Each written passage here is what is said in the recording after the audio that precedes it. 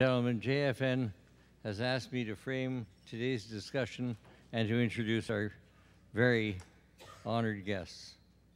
The title of the session is Transforming Cities, the Potential of Public-Private Partnerships. The truth is that we at the Andrew and Charles Bronfman Philanthropies think you can learn a lot more from our guests than you can from us.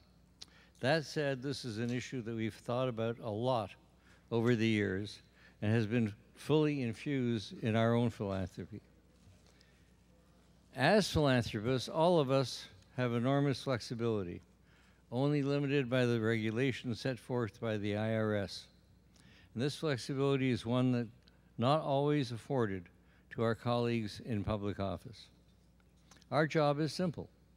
We attempt to fill in the holes overlooked by society. Once we've temporarily plugged those holes and demonstrated the value of doing so, we seek out partners and ultimately government to maintain and expand the resulting programs. Let me explain. At ACBP, we do our best to identify unmet needs in society that correspond to our areas of interest.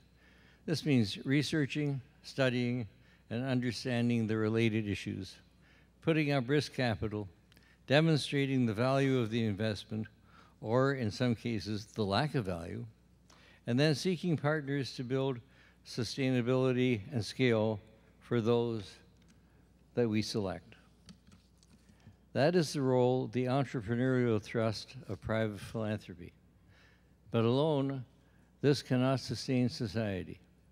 If these unmet needs truly deliver public value, then it's the role of the private sector to work hand in hand with the public sector to deliver the most benefit and value to society.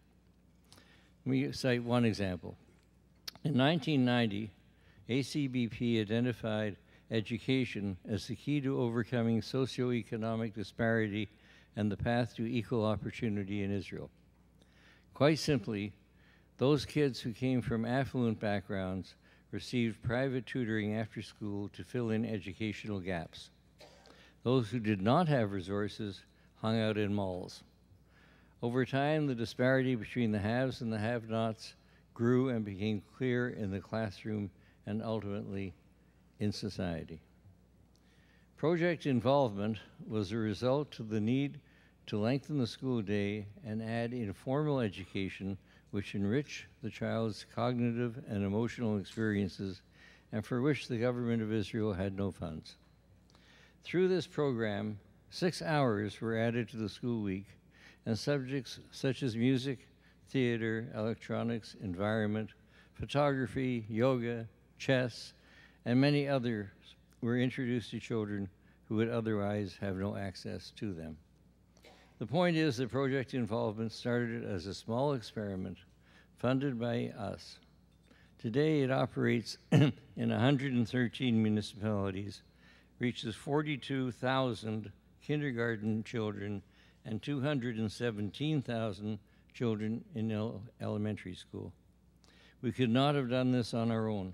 This is a partnership in the truest sense between the Ministry of Education, the cities and towns of Israel, the parents, ourselves, and other partners, foundations, and federations who have joined in recent years. I hope this sets the stage for what promises to be a lively and informative discussion among today's guests. And now for the introductions. The moderator is Debbie Sembler. Debbie is a trustee of the University of South Florida and board chair of its regional campus, USF St. Petersburg. Debbie also serves on the boards of directors of the Florida Holocaust Museum, the Florida Governor's Mansion Foundation, and on the advisory board of Gulf Coast Jewish Family Services. Welcome, Debbie. On November 11th, 2008, Nir Barkat was elected mayor of Jerusalem. I haven't known Nir very long. I think it's just over 20 years. And I knew him because of his mother-in-law to be at that time. Lorna Sokolowski was a very talented and well-known ceramist and I love her to this day. And I, through NEAR, met Beverly, his wife, met their daughters, and it's been a wonderful friendship. Mayor Barkat ran on the strength of his vision to turn Israel's poorest cities into one rich in culture, youth, economic education, respect, pluralism, and above all, education.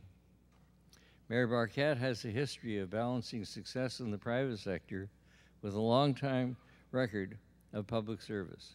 In the private sector, he was a founding partner of BRM Technologies and helped start BRM Capital, a $150 million venture capital fund. In the public sector, Mayor Barkat's accomplishments are numerous. A few highlights include a partnership with Hebrew University that resulted in SNUNIT, a nonprofit that encourages the use of computers in elementary schools.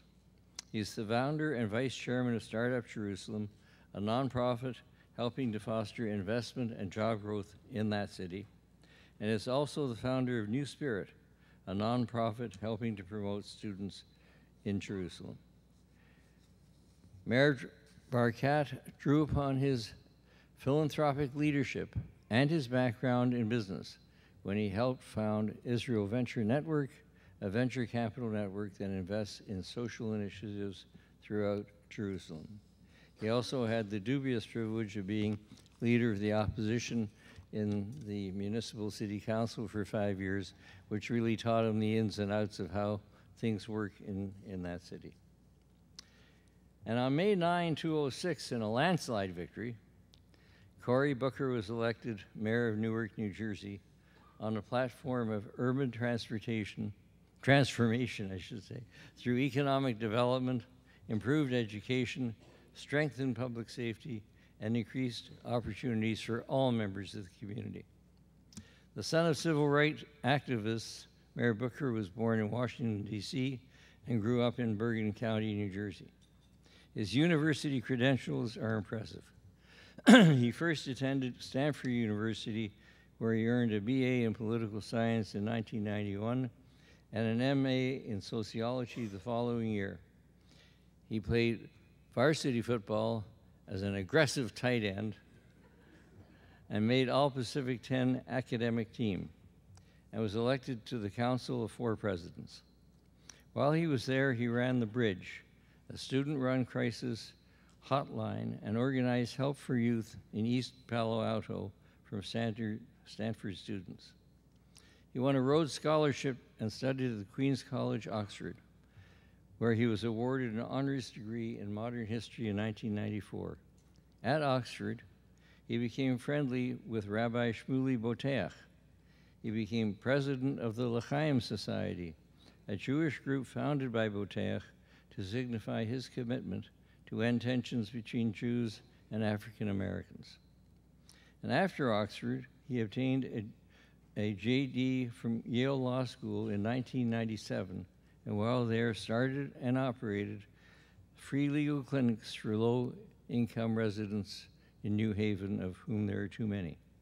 He was also a big brother and was active in the Black Law Students Association. His early public service has translated into meaningful measures during his administration. Of great interest to this audience and a significant gesture to the nonprofit world, in 2007, Mayor Booker's office hired the city's first philanthropy liaison to identify and broker partnerships between the city and foundations to leverage public-private opportunities. So, in describing these two people to you and your moderator, we're fortunate indeed to be graced by these people, one American, one Israeli, who have so much in common.